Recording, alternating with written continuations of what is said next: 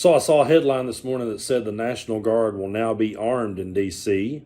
Then I saw a headline that said Trump is threatening to send the Guard into Baltimore. And I said to myself, gee, this is coming from the guy who talked all about how that we had to put a stop and an end to the weaponization of government. And when he used to go on Fox News and be interviewed while he was on the campaign trail, they would say to him, you're not going to do these things when you get into office, are you? You're not going to go weaponize the government against your political opponents, are you? And Trump would talk around it and talk in circles. And now those same people that sit there and would say, hey, you're not going to do that, are you? Are having to find a way to spin and defend this fascism that we're seeing now right on our streets. I'm going to read you just a little bit of an article here from CNBC. But, folks, I just never really thought that this is the world that we would be living in. Unfortunately, we're here now, and we're going to have to work a lot harder to get back on track. I don't know how long that's going to take us. Some people says, Brando, when will we ever be able to regain control? To tell you the truth, I don't know. I'm just being brutally honest. I don't. Because we've never seen in our lifetime an overreach like this, and we've never seen the government get more involved in people's lives than they have in the last 6 months. And that's coming from the party that used to say they were all about limited government and smaller government and wanting to keep the government out of everyone's lives. But this headline here, Trump threatens to send the military to Baltimore to clean up crime. So Donald Trump said on Sunday threatened to send the military into Baltimore to quickly clean up crime.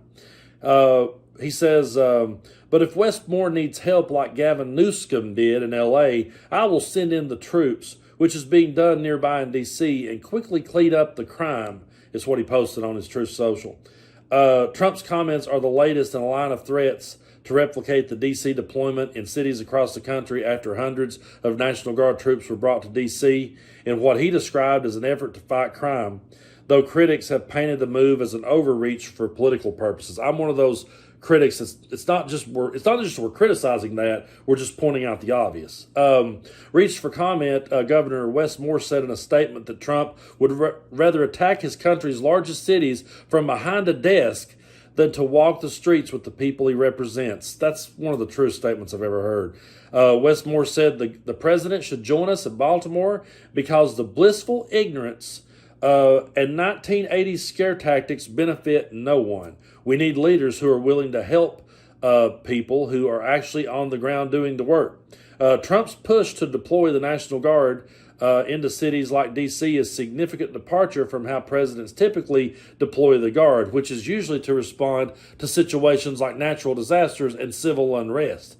The president first deployed thousands of National Guard troops and Marines to Los Angeles in June and amid protests against immigration enforcement actions.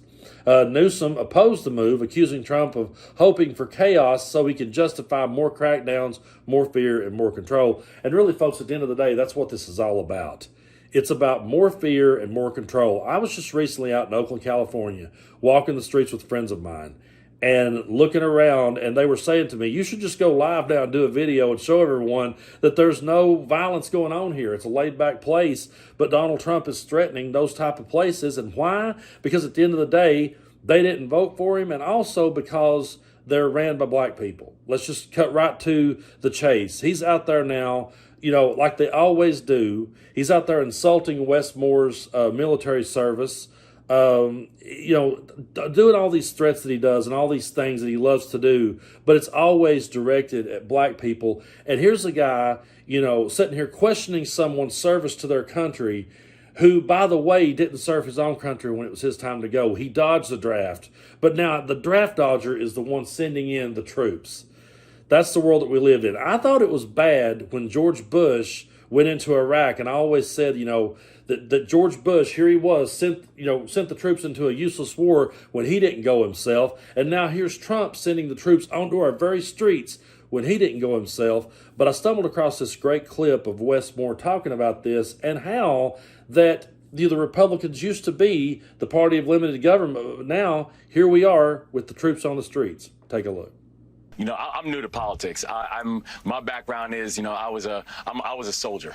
I led paratroopers in combat, and I led one of the largest poverty fighting organizations in this country. So I'm new to this politics thing. But I always thought that the Republican Party was the one who always talked about how let's get big government out of our lives. And we have never seen such an outreach of big government like we are seeing with the Trump administration. I mean, it's absolutely fascinating. But the bridge and for the president to make such an ignorant comment about how he gave us all this money. Let's be clear and let's put a context on this.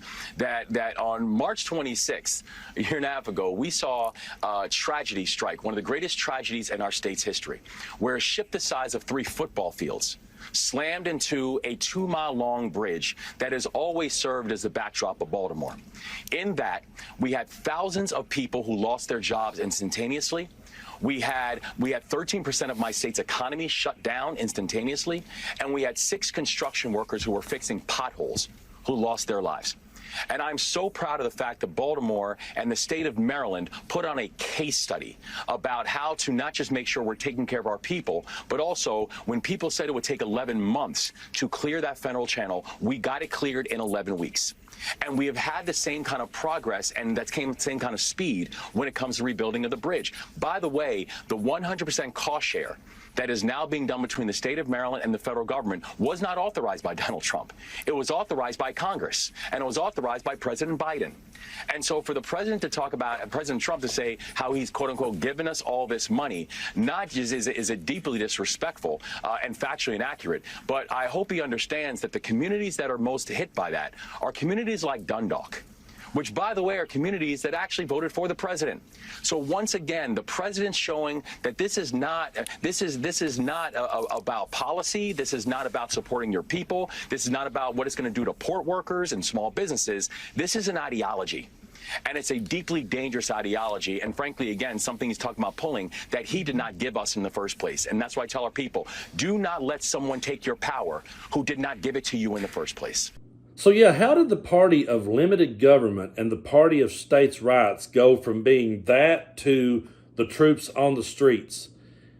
It's so crazy to sit back and watch all of this unfold. But I also want to read just a portion here from this article about what Wes Moore was talking about right there.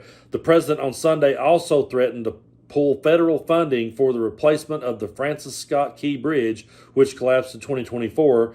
The federal government had previously agreed to pay for the bridge's replacement.